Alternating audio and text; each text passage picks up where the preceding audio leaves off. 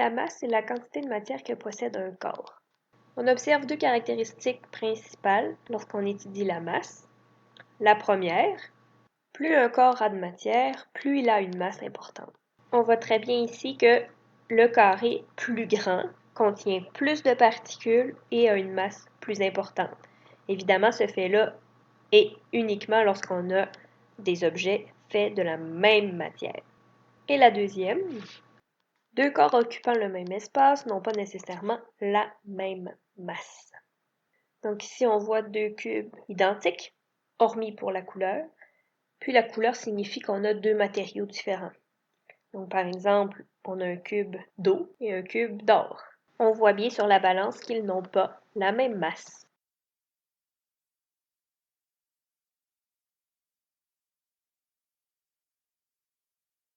Il y a plusieurs unités de mesure de la masse. Dans l'histoire, les unités ont été très variables et différentes d'un pays à l'autre, et même d'une région à l'autre. Pour se faciliter la vie, puis pour faciliter le discours entre les pays, on a établi le système international d'unités. Pour la mesure de la masse, on utilise le kilogramme dans ce système, ce qui correspond à 1 litre d'eau. On peut utiliser le gramme pour de petites quantités. On utilise également encore de plus petites mesures, le milligramme, en pharmacologie par exemple, pour indiquer la quantité d'un médicament dans un comprimé. Au quotidien, on utilise également une autre unité de mesure qui est quand même assez répandue, c'est la livre. C'est l'unité de mesure qu'on utilise en général pour l'épaisse personne ou à l'épicerie par exemple. Déjà en Égypte ancienne, on retrouve des traces sur les murs des tombeaux de l'utilisation de la balance, qui est l'outil de prédilection pour mesurer la masse. Donc déjà durant l'Antiquité, les marchands avaient développé des outils de mesure pour faire le commerce. La balance à plateau a été vraiment le premier à avoir été utilisé, dont on a des traces encore. Les commerçants utilisaient différentes masses de référence, faites en cuivre ou en bronze, pour équilibrer la balance et ainsi s'assurer d'avoir assez de pièces pour payer l'objet acheté. Ce type de balance a été très longtemps utilisé avec peu de variations. En 1799, le kilo a été défini comme unité de masse de référence. On voit un étalon ici. Donc, ces formes qui avaient toujours la même masse étaient utilisées comme référence dans de nombreux pays pour fixer la masse des objets pesés. En parallèle, avec l'utilisation de la balance à plateau, on a utilisé la balance à fléau, qui est en fait une variation de la balance à plateau, dans lequel les plateaux sont suspendus à une corde au lieu d'être fixés à une colonne, mais son utilisation est la même, et on l'utilise encore aujourd'hui. À la fin des années 1800, la balance à cadran est apparue dans les commerces. On pouvait alors lire la masse directement sur l'appareil sans avoir à manipuler des masses de référence, ce qui accélérait beaucoup le travail des commerçants. Plus tard, donc en 1980, le brevet de la balance digitale a été déposé. Donc on voit son utilisation qui est de plus en plus fréquente. Depuis, les balances électroniques se sont démocratisées. Tu en as peut-être une dans ta cuisine pour mesurer la masse de farine lorsque tu fais de la pâtisserie. Et en laboratoire, elles sont devenues de plus en plus précises. En 2012, à l'Institut catalan de nanotechnologie, a été mis sur pied la balance la plus précise au monde encore aujourd'hui, qui permet de peser au yoctogramme près, c'est-à-dire 1 fois 10 à la moins 24 grammes. C'est très, très, très, très petit. Ça correspond à la masse, grosso modo, d'un atome d'hydrogène, qui est la plus petite particule de matière. Donc, on voit que on a fait beaucoup de chemin entre l'Antiquité et aujourd'hui, mais ça a toujours été un besoin de mesurer la masse des objets. Voici la balance à fléau, qui est utilisée le plus souvent dans les écoles.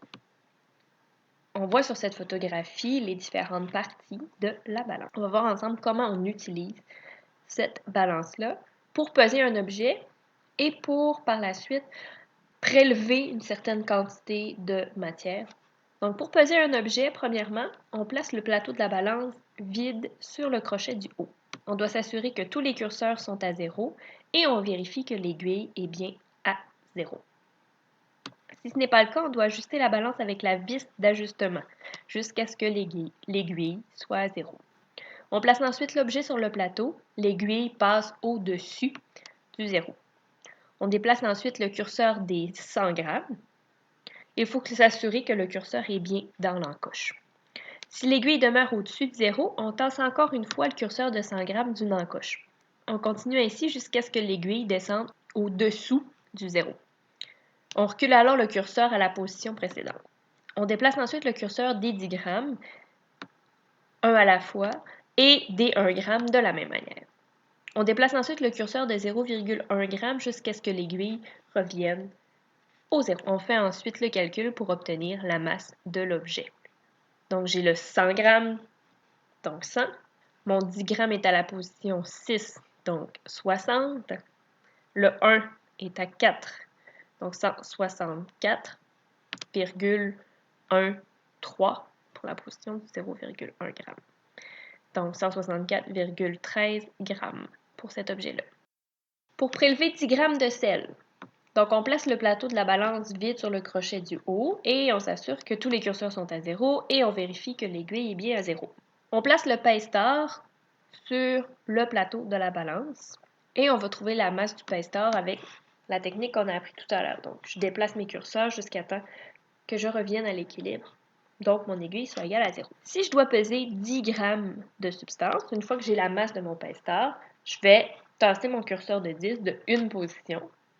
Et là, mon but, ça va être de rééquilibrer la balance en ajoutant progressivement mon sel, par exemple, jusqu'à ce que l'aiguille revienne à 0.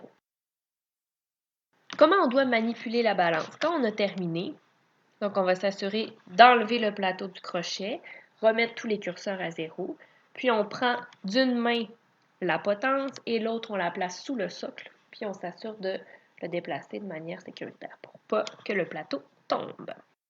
Souvent, on va parler du poids d'un objet quand on veut parler de la masse. Dans le langage populaire, poids et masse sont souvent des synonymes, mais dans les faits, ce n'est pas tout à fait le cas. La masse, ce qu'on vient de voir dans cette vidéo, est universelle, représente la quantité de matière qu'un possède un corps, et ne change pas en fonction de l'endroit où se situe ce corps-là. Le poids, par contre, lui va varier parce qu'il est directement lié à la force d'attraction que la planète va avoir sur l'objet. Pour mieux comprendre, allons sur la Lune. Donc une roche de 100 kg pourrait facilement être levée, contrairement à sur la Terre, car sur la Lune, les objets sont 6 fois moins attirés par le sol que sur la Terre.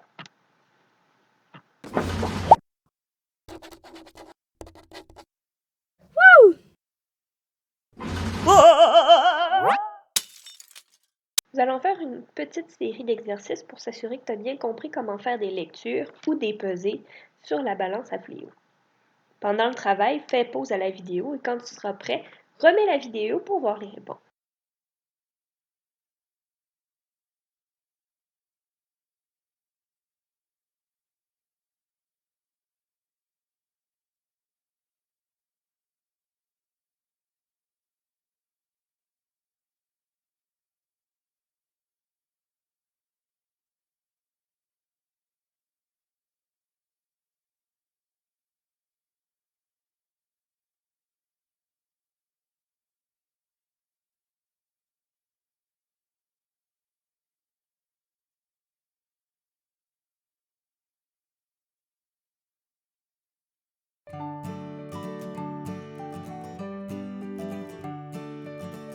En résumé, la masse est la quantité de matière que possède un corps. On la mesure en grammes ou en kilogrammes, à l'aide de différents types de balances.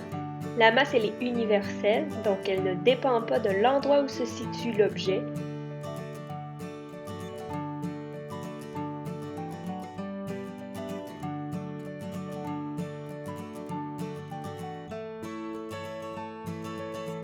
Dans le prochain épisode, on va s'intéresser à la mesure de l'espace occupé par un objet, le volume.